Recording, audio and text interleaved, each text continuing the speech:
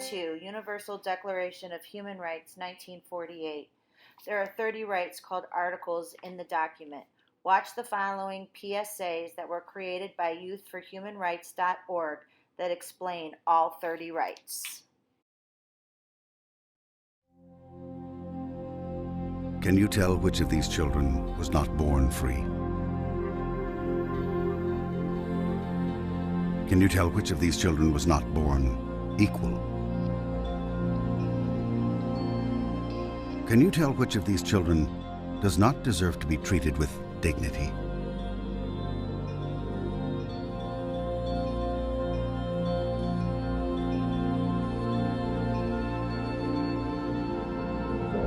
We can't either.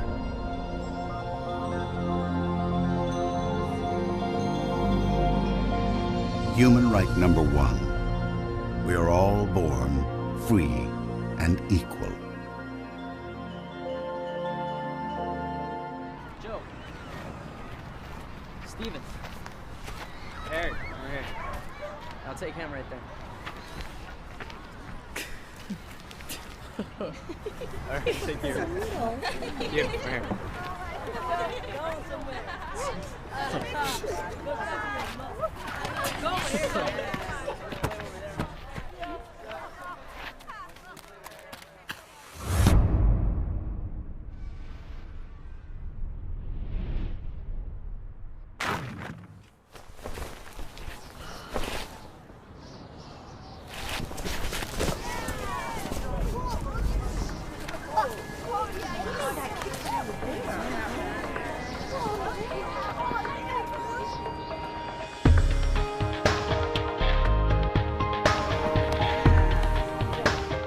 It greeted you at birth.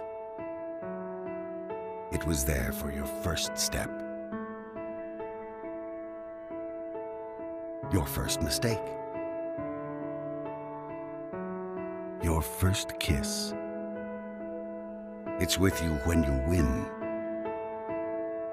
when you lose, when you pick yourself up again. In every moment, you can feel it.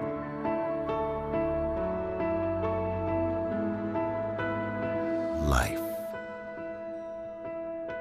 Human right number 3, the right to life.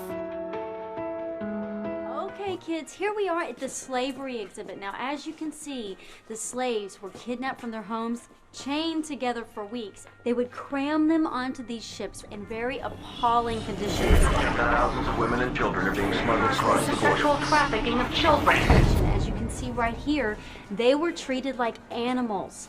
They worked all day long for no pay. In sweatshops raided by police, children forced into slave labor. Some of the slave masters were very cruel. They whipped them and they beat them, as you can see in some of these pictures. Be brutal, even fatal. So, before moving on, are there any questions? Does this still happen today?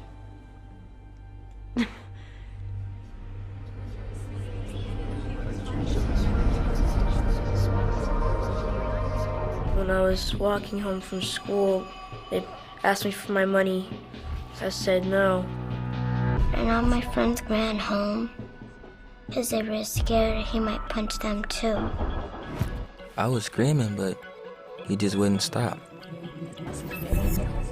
He always said he would hit me. I just didn't think he actually would. I don't know what I did, but they just kept on kicking me. They tied me up and dragged me outside. They stripped me of my dignity. She said she was going to teach me a lesson. He said I wasn't listening. I didn't think he'd get so mad.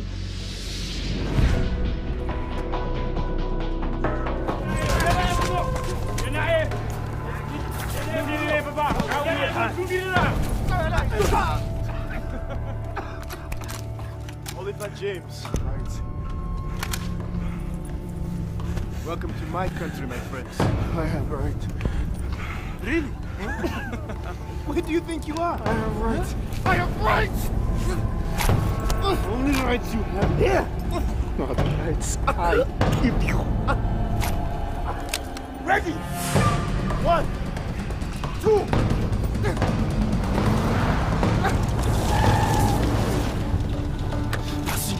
Passe muito. Uma, embaixo.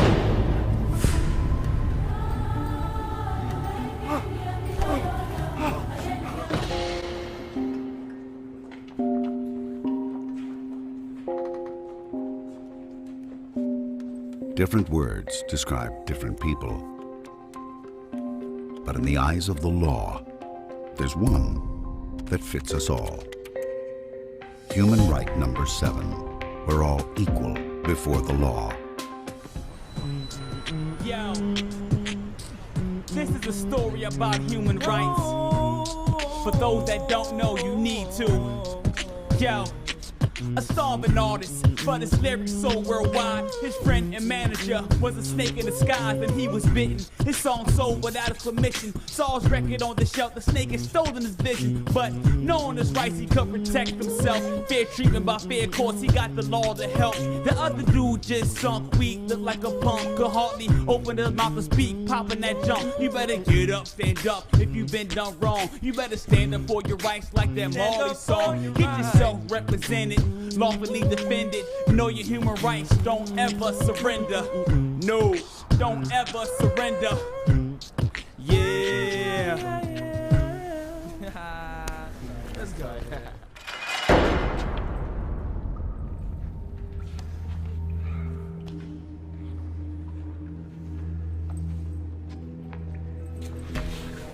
Anybody out there? This isn't right.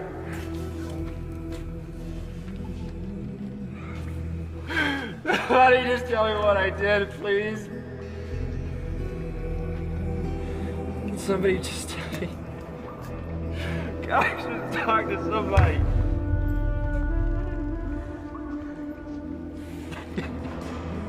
Let me go.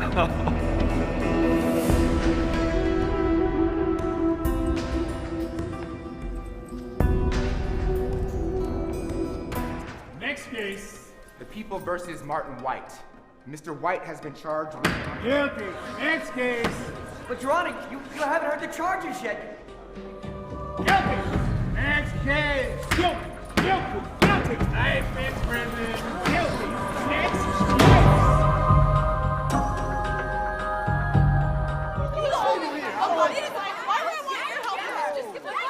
Chill out. Don't tell me to chill out when you're stealing my things. You're causing a scene. I wouldn't have to raise my voice if you would just give it back and stop being like a criminal. I don't have your cell phone. Oh I don't God, have look your at cell yourself. phone. What are you offering Is the this a world, thief's huh? uniform? Oh my You see all these people standing around here? Oh, Why am I the one? Why I'm are you sorry, singling me out homie. right now? Okay. What? Don't make this a big deal. Just give it back, okay? Did you see me? Did yeah, you see you me? know, I just know you took it. Where are Look your at yourself. witnesses? Look at Where are your yourself. witnesses? Look. Did you see me? Did you see me?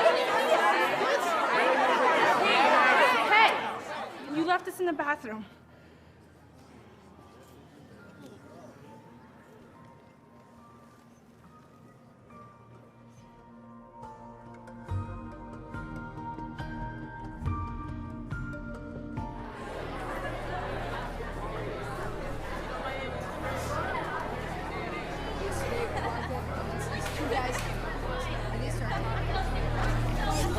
Dorcas, how's it going? Oh, it's a letter for Nick. Maybe she wants us to give it to her. Nick, read it, read it. Read it, read it, read it, read it, read it, read it, read it, read it, read it, read it, read it, read it, read it, read it, read it, read it, read it. Hey, I think you dropped this.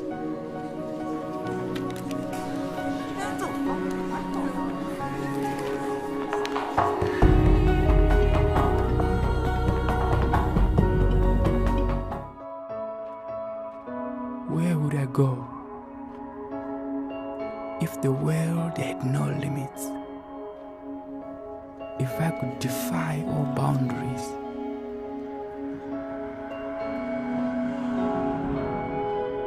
If I could ride the wind? where would it take me? If all roads were open to me, where would I go? If I could fly,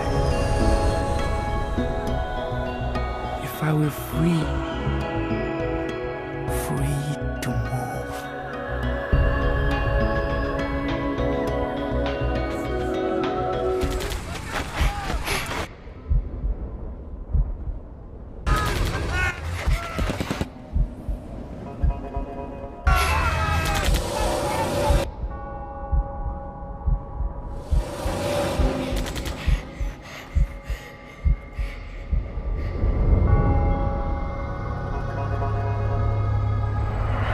I'm Chinese. I am Russian. I am East African. I'm Canadian.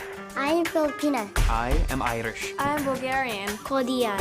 I am American. I am Brazilian. Italian. Mexican. I'm British. Swedish. French. I'm Israeli. Mongolian. I'm South African. Japanese. We are mankind.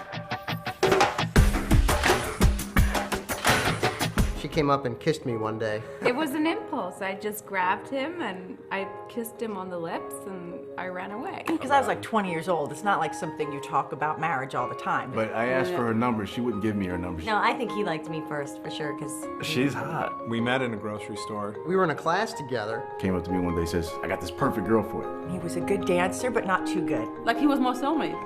She's my queen. Of course, I'm the king. I said, I have to ask you something. And she said, what? And I kneeled down. And she was laughing and trembling. She gets so embarrassed. What did I say? I said, will you marry me or will you be my wife? Will you be my wife? He proposed to me on my birthday. And she said, yes. Are you sure? Sorry.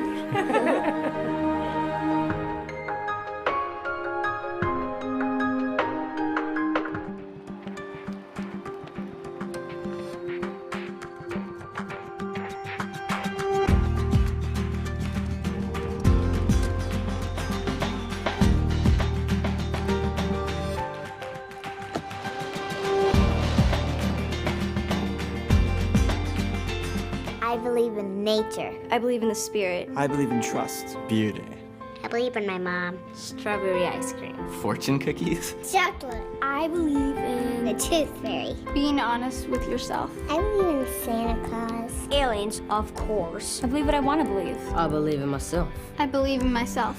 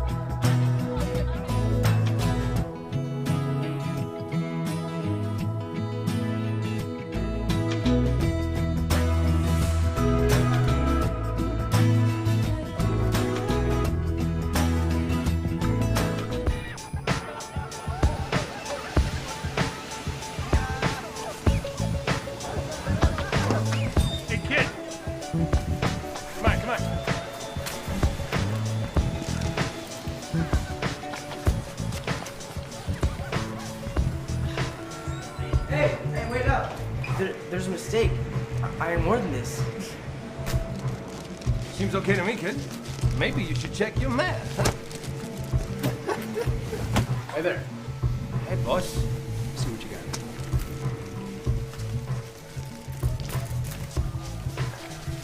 got. Maybe you should check yours.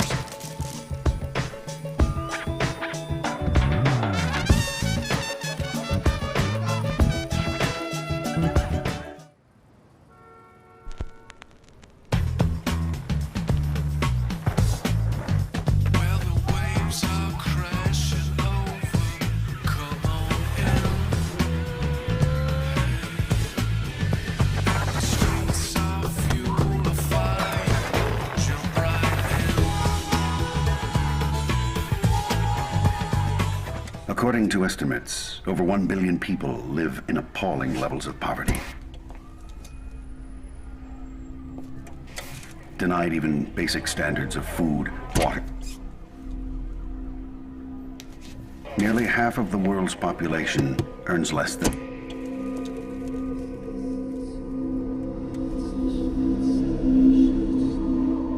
Krista, make sure you stay with her the whole time. She's new to the country. This is her first day. This is a brand new country. It's a whole different culture. Gonna be okay. Now make sure you stay with her the whole time. I'll be here right after school to pick you up. Okay, Mom. Okay, have fun. Bye-bye. Bye. Ignore my mom. She's so annoying. She's totally freaking out about this whole thing. She freaks out about everything. She always does that. Ugh. Ignore my mom. So, you ready for your first day in the wicked castle of doom? I mean, like, seriously, it's so boring. I don't know how they could put us through this, like, every single day. How many schools do you have in your village? None.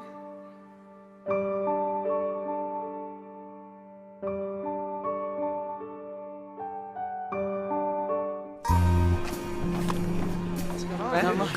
I'm good, bro. Get that movie you watched. Dude. Man. This is pirated. So? So, I wanted the real thing. What's the difference, man? The difference? So when I start making movies, people ripping me off. I wouldn't rip you off, man. Prove it.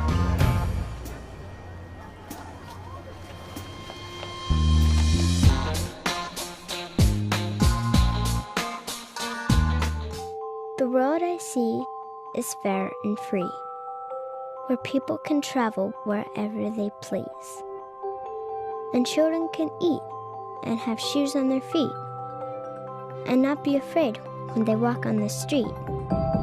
It's not like there has to be rainbows and bunnies. The streets full of people are dancing like dummies, but freedom to live, to learn, and to play, to just be yourself and think your own way. The road I see may sound crazy to you, but hopefully, someday, you'll see it too.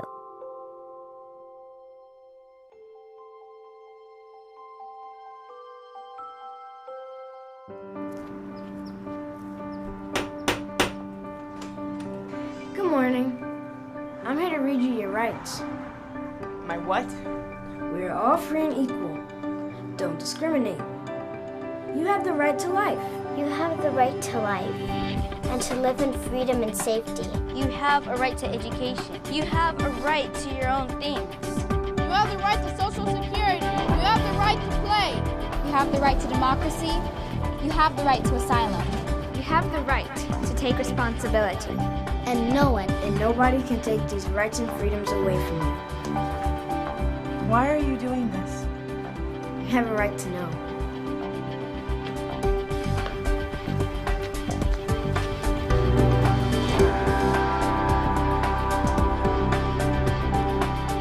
We're all born free and equal. Don't discriminate. These are your human rights. There are 30 of them. They belong to you. You don't have to buy them, or apply for them, or ask permission to have them. They're just yours. No matter who you are, where you're from, how old you are, or anything else. It's just that simple. Now, some people may try to ignore your rights, or violate them, or pretend they don't exist. But they can't change the fact that they're yours. Human right number 30. No one can take away your human rights. What are human rights?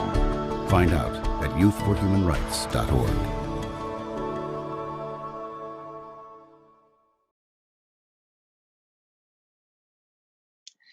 Hey guys, the first reading for this week is called The Devil by Guy de Maupassant. So we're going to take a look at some of the vocab in that reading, and also take a look at this central question that we're supposed to be looking at with this story, and then we're going to dive in and I'll read it out loud. So let's go ahead and get started. All right, so we're taking a look at a short story called The Devil by Guy de Maupassant. Let's learn a little bit about him before we dive into the story. So Guy de Maupassant, he is a 19th century, so he's talking about during the 1800s, right? French writer. He was born in 1850, I'm sorry, and died in 1893. He's very, very famous, particularly for his short stories. He did write a couple of novels. He wrote a guide, but he wrote over 300 short stories, and he's known for being kind of the father of the modern short story. So he changed the way that short stories were being written during the time.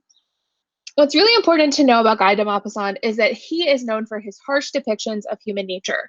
So he looks at who people are, why they make the decisions that they make, and what kind of terrible or heartbreaking decisions does humanity have to make on a regular basis. So we're going to look for how does he show humanity and human nature in his story in particular.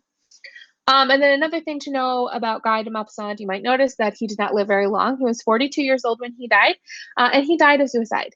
So he did kill himself in 1893. All right, so let's take a look at some of the vocabulary in the story. There's lots of vocabulary in the story, but there are a couple words that really stand out. If you don't know these words, you will struggle to understand the meaning. And one of the first words in the story, it's actually the second word in the story, is peasant. You might think you know what peasant means, but I want to make sure that we really hammer in on what peasant meant in 19th century France, because that's going to help you understand the story.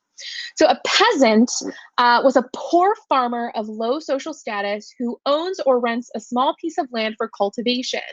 So you're really talking about someone who is very, very poor. And the only livelihood that they actually have is that they're able to farm this small portion of land. So it's important to know that no matter what they do, a peasant does not have very much wealth, right? A peasant does not have very much money, and that a peasant's only way to sustain themselves, right? We're talking about subsistence farming, or like, how do I sustain my family, my household, right? My living is by farming that land.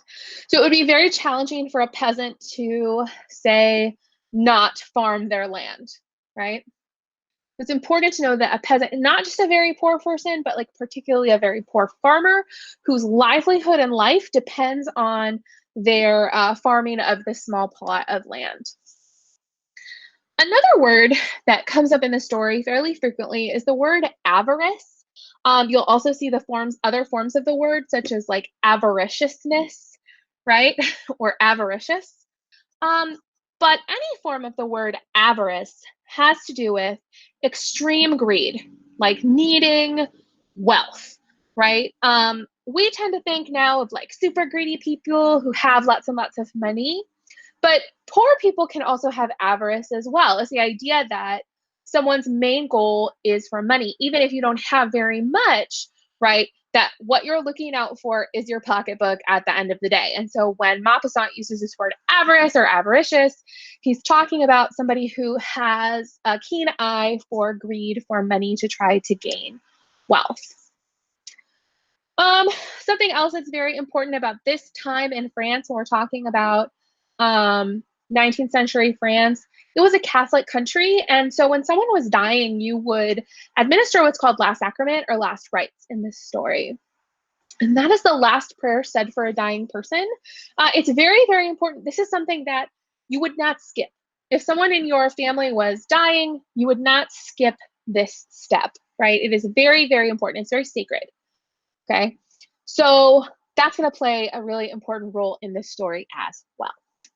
All right, so we're being asked when we read the story The Devil by Guy de Maupassant, what factors shape our values and beliefs, right? So what are the things that make up what we value and what we believe in? What factors do that?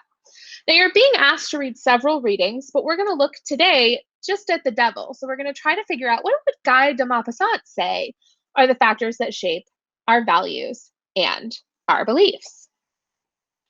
All right, so settle in, get out your reading. I'm going to be reading, you're going to see the reading on stage, but on screen. But you really also want to have your copy out with you. If you have a copy, be following along in a way that works best for you.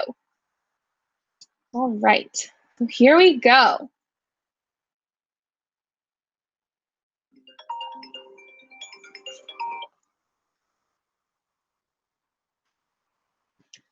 The Devil by Guy de Maupassant. So there's this little blurb here at the top. It says Guy de Maupassant, 1850 to 1893, a French writer, famous for the short story, right? We went over this. How he depicts human lives and social forces in very pessimistic terms. Pessimistic means looking on the bad side, right? So he's going to follow the last few days of this dying mother, Bontemps, as well as the deal that her son makes for her care. So you want to take notes on what motivates the characters. And again, we're looking at that question, what factors shape our values and beliefs? All right. The peasant was standing opposite the doctor by the bedside of the dying old woman, and she, calmly resigned and quite lucid, looked at them and listened to their talking. She was going to die, and she did not rebel at it, for her life was over. She was 92. All right, so the first paragraph really sets the scene here, right? If we have the peasant, right? Obviously, we know now, peasant, a poor farmer, right? He's standing opposite the doctor, and they're at the bedside of this dying old woman, right? It sounds like when it says she's calmly resigned and she's quite lucid, right? That means she's fully aware of her situation. She knows what's going on, right? And it also says she did not rebel at the fact that she was going to die. Her life was over, and she was 92, right? She's ready to die. She totally understands her fate. She knows what's going on. She knows what's going to happen. The July sun streamed in at the window and through the open door and cast its hot flames on the uneven brown clay floor, which had been stamped down by 4 generations of clodhoppers. If we use the references here, the footnotes here, we know that clodhoppers are like big, heavy shoes. 4 generations, right, tells us that this has been probably a family home for 4 generations, right? So it's important to know that this is an older house, right? It has an uneven brown clay floor. These things give us a hint, if we didn't know it already, that these people live in poverty, right? The smell of the fields came in also, driven by the brisk wind and parched by the noontide heat. The grasshoppers chirped themselves hoarse, filling the air with their shrill noise like that of the wooden crickets which are sold to children at fair time. The doctor raised his voice and said, "Honore, you cannot leave your mother in this state. She may die at any moment." And the peasant, in great distress, replied, "But I must get in my wheat, for it has been lying on the ground a long time, and the weather is just right for it. What do you say about it, mother?" And the dying old woman, still possessed by her Norman avariciousness, replied, "Yes," with her eyes and her forehead, and so urged her son to get in his wheat, and to leave her to die alone. But the doctor got angry, and stamping his foot, he said, "You are no better than a brute, do you hear? And I will not allow you to do it. Do you understand? And if you get in your wheat today, go and fetch Rappet's wife and make her look after your mother. I will have it. And if you do not obey me, I will let you die like a dog when you are ill in your turn. Do you hear me?" So this paragraph is very interesting because it gives us two perspectives, right? You see that he knows that his mother is going to die, but he also knows that his livelihood depends on being able to get this wheat in. And his mother also knows that. And we get this kind of this hint from Maupassant here where he says, and the dying woman, still possessed by her Norman avariciousness, replied yes with her eyes and her forehead, and so urged her son to get on with his wheat and let her die alone. And this kind of keeps with her characterization, right? She knows she's dying. She's cool with it. She's 92. She wants her son just to live his life, right? And that doesn't actually surprise me, right? Like parents tend to want the best for their children, right? If they're in their ability to do so, right? So it's very interesting here that she's okay with the idea that he would go and that he would get the wheat. But the doctor, on the other hand, who would belong to a different social class and maybe have different values, right? He's saying, you are no better than a brute, do you hear? And he threatens Honore. He says, if you do not obey me, I will let you die like a dog when you're ill in your turn. Do you hear me? So he's saying, when you're sick, right, I'll just let you die like a dog. We're not going to have anything to do with you if you leave your mother to die here alone. And then he tells him to go and get Rapet's wife or Rapet's wife. I'm not actually sure on the pronunciation of that name, right? And to have her look after your mother. So if you're not going to look after her, you need to go get somebody else, right? Or I will not take care of you. The peasant, a tall, thin fellow with slow movements, who was tormented by indecision, by his fear of the doctor and his keen love of saving, hesitated, calculated, and stammered out, how much does La Rapet charge for attending sick people? So this is very important here. It gives us more insight into Honore's motivations, right? He has a fear of the doctor, right? He doesn't want to be left to die alone when he is in his turn, when he is sick and it is his turn to die. However, he has, as the text says here, his keen love of saving, right? He wants to know how much is this going to cost him? So being aware of what he's concerned about is not his mother. What he's concerned about is how much money is he going to be charged for having someone to come watch his mother, something he feels is clearly unnecessary. How should I know? The doctor cried. It depends on how long she is wanted for. Settle it with her, by Jove. But I want her to be here within an hour. Do you hear? So the man made up his mind. I will go for her, he replied. Don't get angry, doctor. And the latter left, calling out as he went, take care, you know, for I do not joke when I am angry.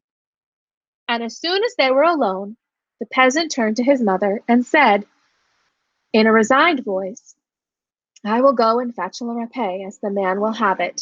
Don't go off while I'm away. And he went out in his turn. So he's going to go seek out this woman to take care of his mother.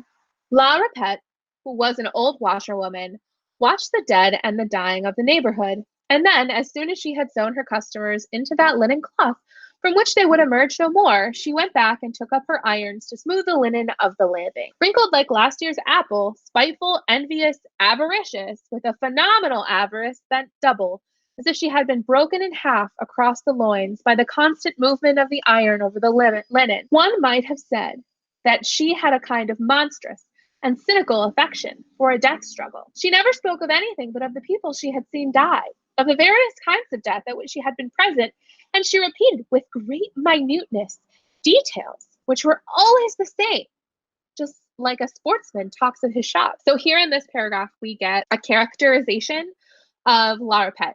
So this is where we learn about kind of who she is as a person, and we get kind of a sketch of her character. So we learn that, right, she's an old washerwoman. Okay, a washerwoman would be somebody who would do the laundry.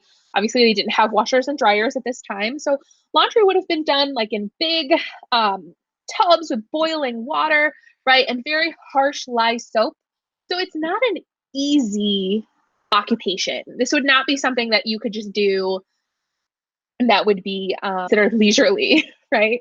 And it's also not something that people wanted to pay very much for, right? When you talk about somebody who washes other people's clothes, people don't want to pay for that service very much. So she's had to scrimp and save and get from people the money that she is owed. And so she does two things, right? She will take care of the laundry of living people, but then she also sits on the bedside of the dead and the dying.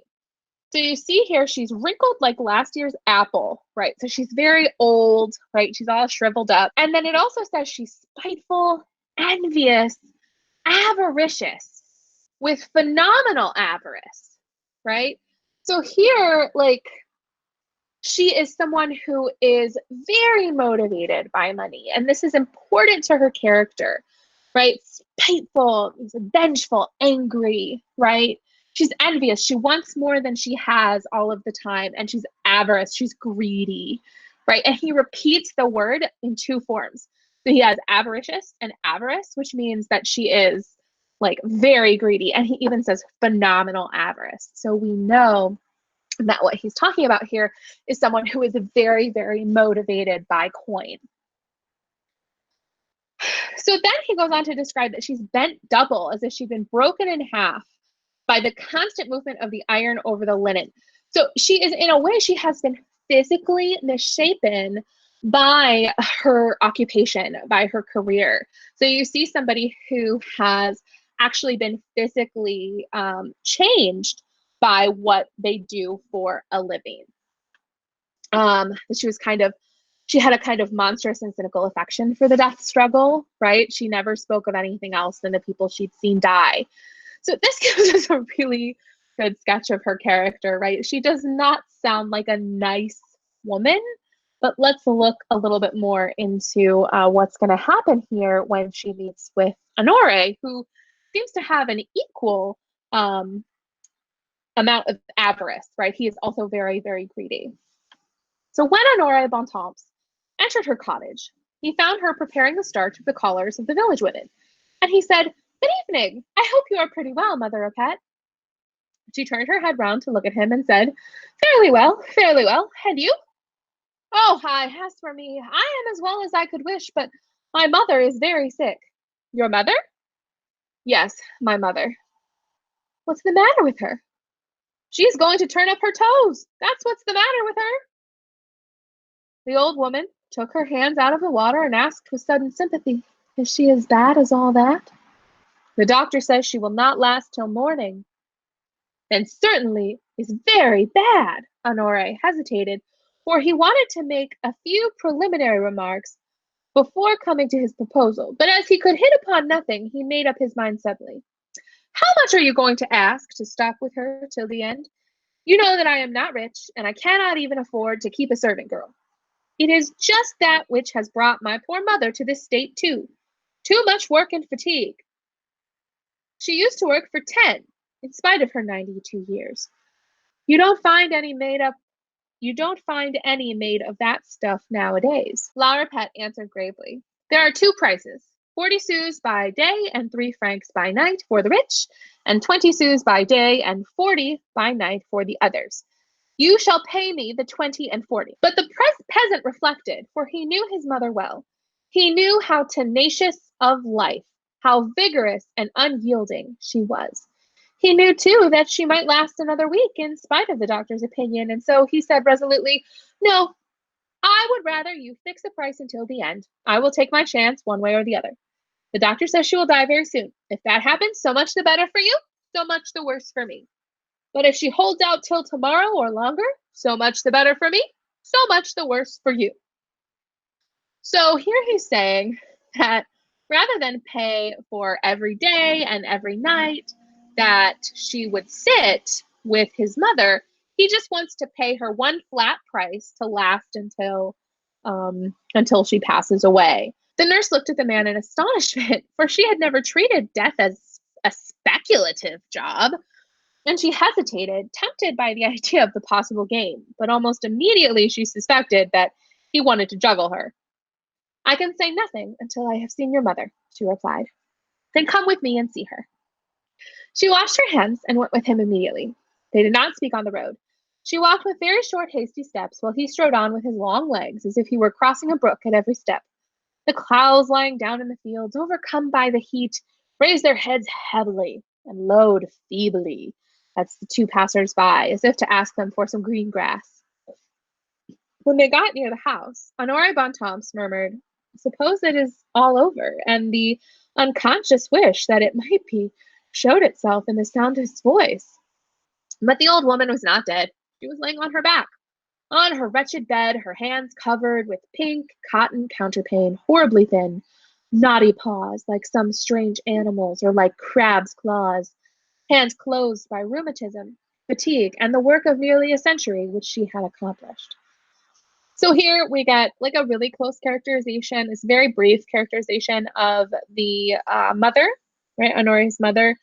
That kind of, she's laying there, she's horribly thin, knotty paws. So he's talking about her hands, right? That they're closed by rheumatism, right? And fatigue. So he's talking about her hands kind of being like all shriveled up and like maybe unable to move them. If you've ever seen somebody who has like rheumatoid arthritis, their hands get very stiff and their joints get very swollen and very hard to move, right? And they attribute this, or Maupassant attributes this to the work of nearly a century, right? She's been alive for a century almost, right? 92 years, and she has been working that whole time, right? So she's very tired. And her hands kind of show that wear of her life. La Rapette went up to the bed and looked at the dying woman, felt her pulse, tapped her on the chest, listened to her breathing, and asked her questions so as to hear her speak. Then, having looked at her for some time longer, she went out of the room, followed by Honore. His decided opinion was that the old woman would not last out the night, and he asked, "Well?" And the sick nurse replied, "Well, she may last 2 days, perhaps 3. You will have to give me 6 francs, everything included." 6 francs! 6 francs! He shouted. "Are you out of your mind? I tell you that she cannot last more than 5 or 6 hours. And they disputed angrily for some time, but as the nurse said, she would go home as the time was slipping away, and as his wheat would not come to the farmyard of its own accord, he argued to her terms at last. "Very well, then, it is settled. 6 francs, including everything, until the corpse is taken out. That is settled. 6 francs. And so I think it's really important to pay attention to like the language that Honore is using here to describe what's happening. You would think that sitting with someone while they die is like an important job, right? And it would be very hard for me to leave a family member or a loved one who is passing away. But he doesn't talk about his mother, right? He says, I think this is like very telling. He says, until the corpse is taken out, right? So Maupassant is really kind of hammering home that this for Honore is like a monetary deal. Like I think that's really important to his characterization. And also when we think about what factors shape his values and beliefs, so we can start to think about what his values and beliefs really are. What does he really show himself to value in this story so far? And he went away with long strides to his wheat, which was lying on the ground under the hot sun, which ripens the grain, while the sick nurse returned to the house. She had brought some work with her, for she worked without stopping by the side of the dead and dying, sometimes for herself, sometimes for the family who employed her as a seamstress, also paying her rather more in that capacity. Suddenly she asked, "Have you received the last sacrament, Mother Bontemps?" The old peasant woman said no, with her head, and La Rapette, who was very devout, got up quickly. "Good heavens, is it possible? I will go and fetch the cure." And she rushed off to the parsonage so quickly that the urchins in the street thought some accident had happened when they saw her trotting off like that. Okay, this is very important. Remember, I told you that last rites or last sacrament, right, as La Rapette describes it, would be very, very important to someone who is Catholic at this time. Like that would be something that you would not skip. And it's kind of horrible in the context of the story that Honore would not have gotten that for his mother. This is just adding to kind of that characterization, both of La Rapette and also Honore. So we don't know why Honore didn't do it. It seems like he didn't even really care, right? He didn't take any ownership over the situation. And La Rapette, it says she's very devout, right? Which means she's very, very religious, which kind of adds to her characterization, right? We know her to be very greedy. We know her to be very poor. We know her to be, kind of really motivated by money, but now we also see her to be somebody who, with all of that, is also very religious, and she's willing to, it says she rushed off to the parsonage so quickly that the urchins in the street thought some accident had happened. So she's actually willing to put herself out to go and make sure that this happens for Mother Bontemps. Like, she wants her to have last rites. The priest came immediately in his surplice, preceded by a choir boy who rang a bell to announce the passage of the host through the parched and quiet country. Some men working at a distance took off their large hats and remained motionless until the white vestment had disappeared behind the farm buildings. The women who were making up the sheaves stood up to make the sign of the cross. The frightened black hens ran away along the ditch until they reached a well-known hole through which they suddenly disappeared, while a foal, which was tied up in a meadow, took fright in the sight of the surplice and began to gallop around at length of its rope, kicking violently. The choir boy in his red cassock walked quickly, and the priest, the square biretta on his bowed head, followed him, muttering some prayers. Last of all came La Rapette, bent almost double, as if she wished to prostrate herself. She walked with folded hands, as if she were in church. Honoré saw them pass in the distance, and he asked, "Where is our priest going to?" And his man, who was more acute, replied, "He is taking the sacrament to your mother, of course." The peasant was not surprised and said, "That's quite possible," and went on with his work. So here we see the further characterization of Honoré, right? Like, he's like, okay, cool. I could see that. And he's going back to his work, right? He's not concerned at all about this ceremony happening, that it's happening with his mother. He has no desire to watch or to be near it. This is not something that he is concerning himself with. Mother Bontemps confessed, received absolution and extreme unction, and the priest took his departure, leaving the two women alone in the suffocating cottage. La Rapette began to look at the dying woman and to ask herself whether it could last much longer. The day was on the wane, and the cooler air came in stronger puffs, making the view of Epinal, which was fastened to the wall by two pins, flap up and down. The scanty window curtains, which had formerly been white, were now yellow and covered with fly specks, looked as if they were going to fly off, and seemed to struggle to get away, like the old woman's soul. Lying motionless with her eyes open, the mother seemed to await death, which was so near, and yet delayed its coming with perfect indifference. Her short breath whistled in her throat. It would stop altogether soon, and there would be one woman less in the world whom nobody would regret. Right, so you have, at nightfall, Honoré returned, and he went up to bed and saw his mother was still alive. He asked, "How is she?" just as he had done formerly when she had been sick. Then he sent La Rapette away, saying to her, "Tomorrow morning at 5 o'clock without fail." And she replied, "Tomorrow at 5 o'clock." She came at daybreak and found Honoré eating his soup, which he had made for himself, before going to work. "Well, is your mother dead?" asked the nurse. "She is rather better, on the contrary," he replied, with a malignant look out of the corner of his eyes. Then he went out. La Rapette was seized with anxiety and went up to the dying woman, who was in the same state, lethargic and impassive, her eyes open, her hands clutching the counterpane. The nurse perceived that this might go on thus for 2 days, 4 days, 8 days even, and her avaricious mind was seized with fear. She was so excited to fury against the cunning fellow who had tricked her, and against the woman who would not die, right? So La Rapette is realizing, okay, I made this deal, I was paid this amount of money, but what if this woman lives for longer than what the deal is worth, right? She might go on for 2 days, 4 days, 8 days even, right? And so she's seized with anxiety. Her avaricious, there's that word again, greedy mind was seized with fear, and she's excited to fury against the cunning fellow who had tricked her.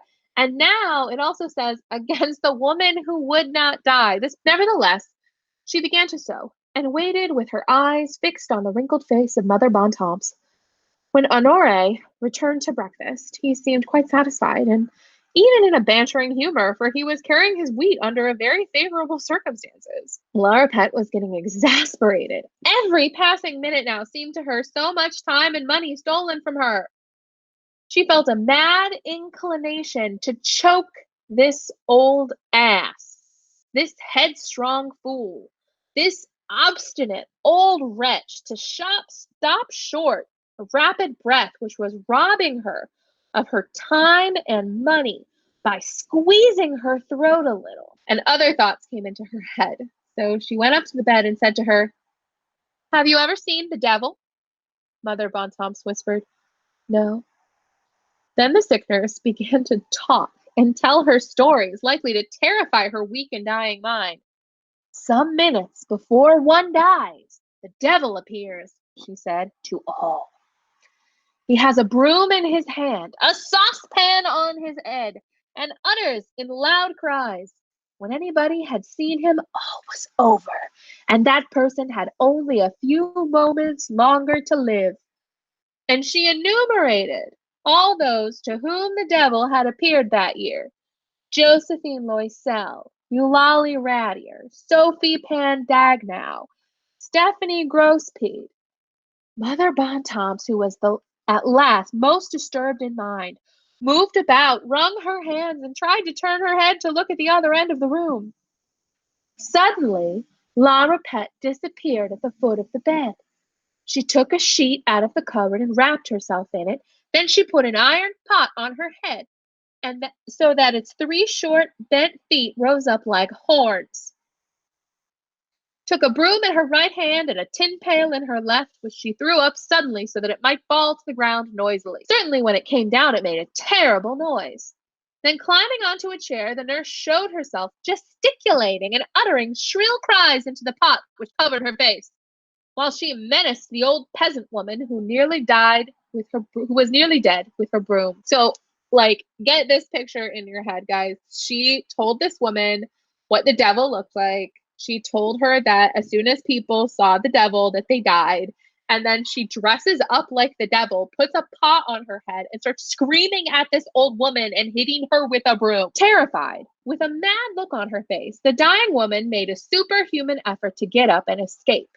She even got her shoulders and chest out of the bed and then fell back with a deep sigh. All was over, and La Repette calmly put everything back into its place.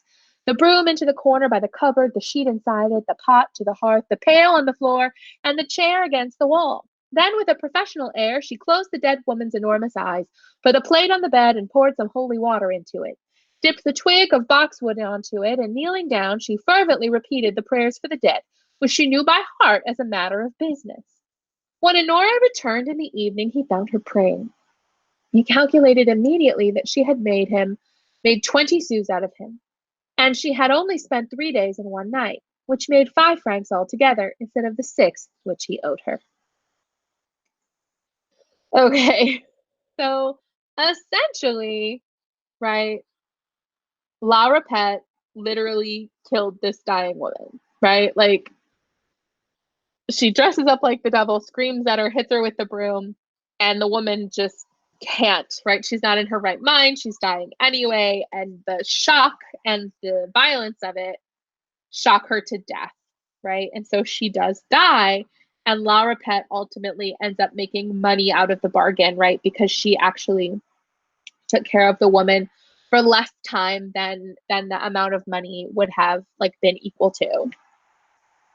So when Honore gets home, right, and he realizes that his mother is dead, he doesn't know what's happened, but he doesn't really seem concerned either.